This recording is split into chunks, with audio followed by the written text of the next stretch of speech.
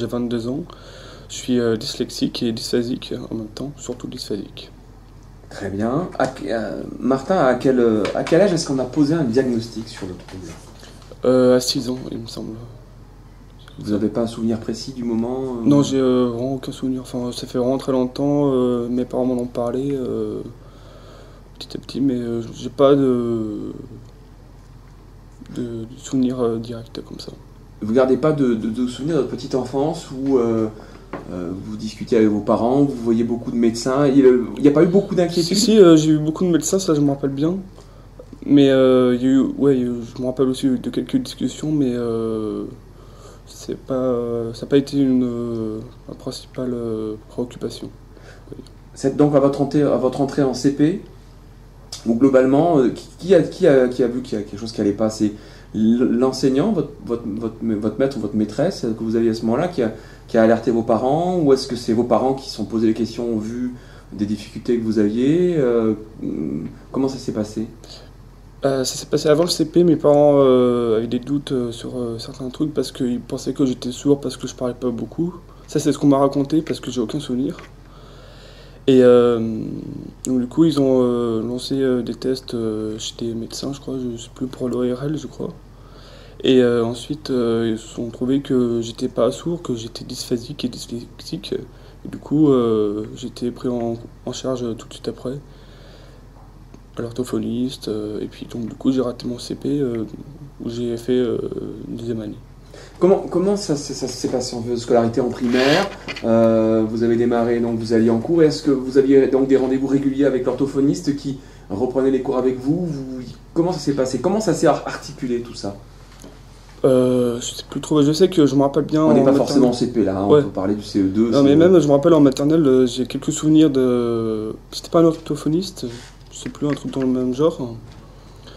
Mais après le CP, ouais, je me rappelle, du coup j'ai passé plus de 5 ans en orthophoniste, même beaucoup plus, je sais plus, c'était vraiment très long. J'étais aussi à l'hôpital neurologique, si je me rappelle bien. Et je suis allé voir aussi quelqu'un pour les maths, où on reprenait les cours, justement, je me rappelle bien ça. Donc vous pensez, pendant votre scolarité en primaire, est-ce que vous estimez avoir été suffisamment soutenu, épaulé, de façon à ce que vous puissiez suivre le programme dans une école classique? Ah oui, j'ai beaucoup été épaulé ça, par mon institutrice, c'était en CM1, où elle m'a repris, non, c'était CE2 CM1, elle m'a repris pour me garder moi, parce qu'elle avait vu que j'avais des difficultés, en particulier en maths. Et ouais, j'ai vraiment été beaucoup épaulé. Comment vous l'avez vécu ça? Ce côté j'ai du mal?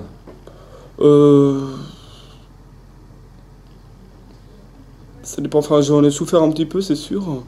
À force d'aller tout le temps à l'orthophoniste, ça devenait un poids.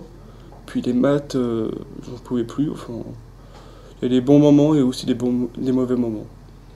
Par rapport à vos camarades de classe, comment ça se passait? Ah, toujours bien, il n'y a eu aucun problème. Sauf peut-être un peu au collège, des fois, ça m'arrivait qu'on se moque un peu de moi parce que j'arrivais pas trop à m'exprimer. Mais vraiment très rarement. Le passage au collège, alors, donc de la 6e à la 3e, puisque vous êtes un brevet des collèges, donc vous avez vraiment terminé votre scolarité au collège. Globalement, là, est-ce que c'était pareil? Est-ce que vous vous êtes senti un peu soutenu, appuyé, aidé, peut-être parce que certains aménagements, ou globalement, on vous a mis dans la classe et on vous a dit tu suis, t'es dans le wagon, et puis voilà quoi? Ah ben non, justement, puisque je suis allé dans un collège, Saint-Louis-Saint-Bruno, où ils s'occupaient des élèves en difficulté, justement. Donc du coup, j'ai été très bien accueilli. Les profs, il n'y a eu aucun problème. Justement, les classes étaient classées par niveau. Mm-hmm. Moi, je sais plus, j'étais dans 6e 6, je sais plus, 6e, je sais plus exactement. Et donc, du coup, j'ai été très bien épaulé, ouais. Et j'ai même pu descendre, enfin monter d'un niveau, justement, qui m'a beaucoup aidé. Bon, j'étais un peu... je me sentais un petit peu à part, mais c'est vraiment très bien passé. À part entre les collègues, des fois. Pareil, c'est vrai qu'on est con quand on est ado. Et il y a eu des moments un peu difficiles justement où le regard des autres, puisque l'école c'est le début de la vie en société, hein, et donc le souci d'être intégré dans un groupe, dans le groupe de la classe, vous avez eu des moments un peu compliqués, difficiles? Non, pas spécialement, mais enfin, j'étais plus à part, mais pour autre chose, parce que je me sentais pas comme les autres. Enfin, pas au niveau de ma dysphasie ou dyslexique, mais au niveau d'autre chose, je me sentais un petit peu à part, c'est tout. J'avais un petit groupe, mais c'est juste. C'est vous qui vous mettiez à part ou les autres qui vous mettaient à part? Non, c'est moi qui me mettais à part. Pour quelle raison? Je préférais être tranquille, seul, que d'être avec des personnes que j'étais pas vraiment dans le même trip, on va dire. Même état d'esprit. Voilà, état d'esprit, exactement. On peut leur dire de... C'est des pipelettes, hein? Ah, c'est parce qu'il y a laissé là. Ah, d'accord. Donc brevet des collèges, et ensuite bac professionnel. La transition, ça s'est fait facilement? Les souvenirs doivent être plus précis maintenant. Ouais. Comment vous avez vécu le dire on va pas passer dans un établissement d'enseignement général au lycée, on va directement passer vers le bac pro? Est-ce que quelque part c'était un souhait, c'était un choix ou quelque chose qu'on a imposé? Ah, c'était totalement un choix, oui, bien sûr. Alors qu'est-ce qui a fait que vous avez décidé de choisir qu'est-ce qui vous plaisait?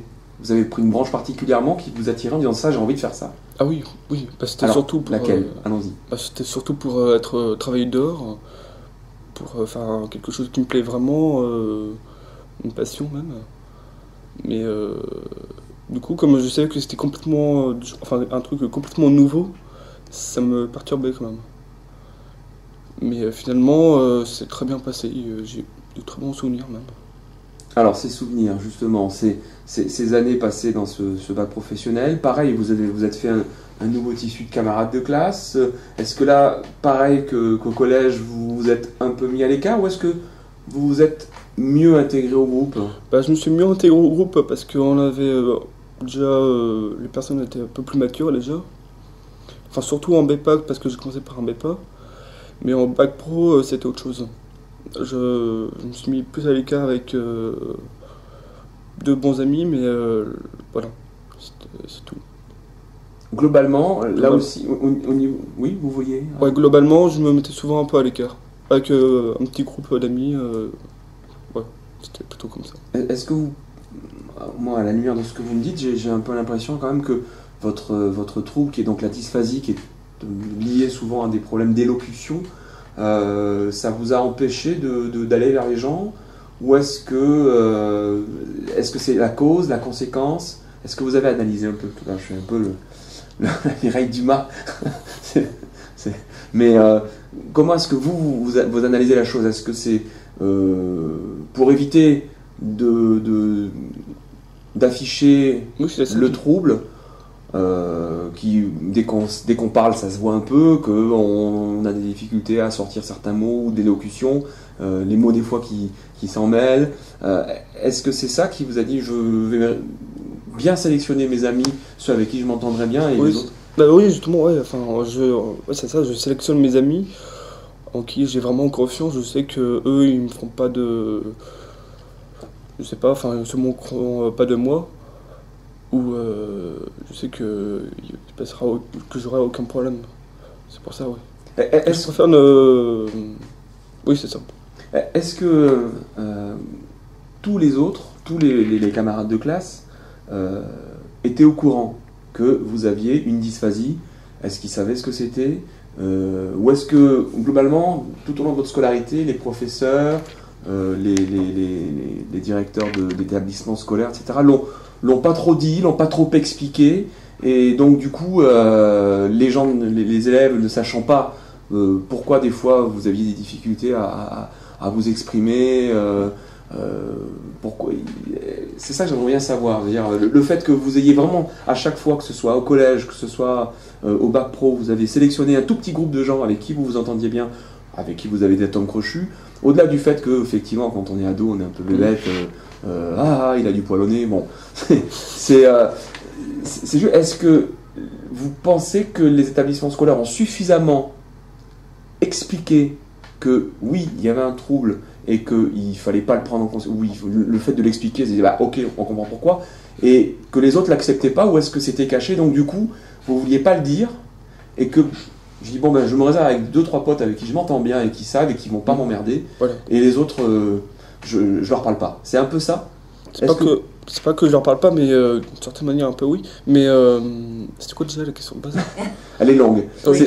C'est vrai que j'ai eu du mal simplement à la formuler. Est-ce que le fait que vous soyez isolé, c'était parce que vous n'aviez pas envie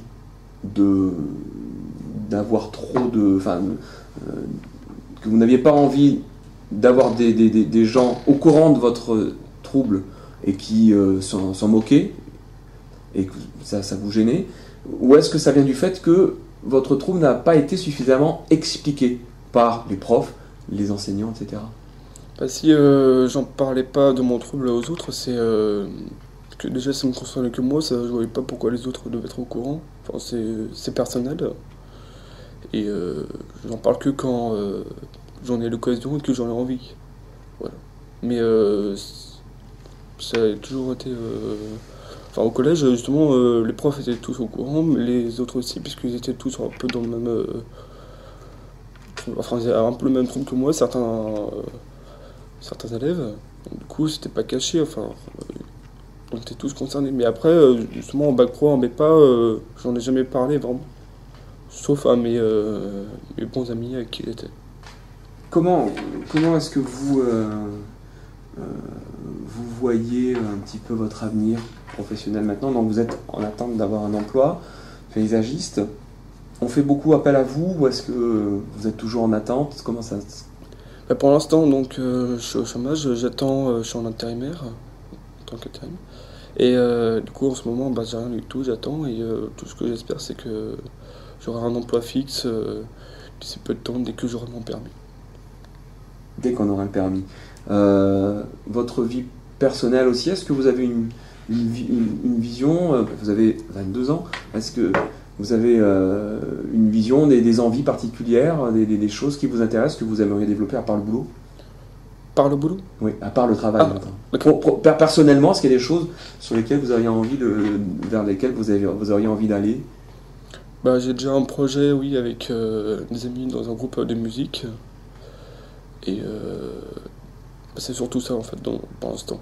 C'est-à-dire que là, bon, paysagiste en attente d'un boulot, mais donc parlez-moi un petit peu de ça. C'est un groupe de combien? De quel type de musique vous faites? C'est un peu particulier comme musique, c'est du métal. C'est assez extrême, mais on est, pour l'instant, on est que 1, 2, 3, 4. Mais c'est pas encore sûr. C'est un peu compliqué comme situation. Comment ça s'est passé? À quel moment vous vous êtes regroupés et puis vous avez dit on va faire un groupe? Expliquez-moi. Au départ, j'étais donc un passionné de cette musique métal. J'en ai discuté avec un super bon pote, il a découvert, et du coup, à force de découvrir, il voulait monter un groupe. Et du coup, on s'est dit, mais pourquoi pas, vas-y, allons-y. J'ai un autre pote aussi qui s'est mis à écouter du métal, donc du coup, il a adoré aussi. On s'est dit, ensemble, on va s'y mettre. Voilà, tout simplement. Et comment il s'appelle ce groupe? Il n'a pas encore de nom fixe. Mais ce serait pour l'instant Symphony of Hell, c'est un groupe de black en fait, c'est assez particulier. Symphony of Hell. Hell. L'enfer. Très bien. T'as une autre... Parfait, mais très bien, merci. Ça va? Très bien. J'avoue que c'est un peu stressant la caméra. Oui, il faut l'oublier la caméra. Ouais. Mais il a oublié.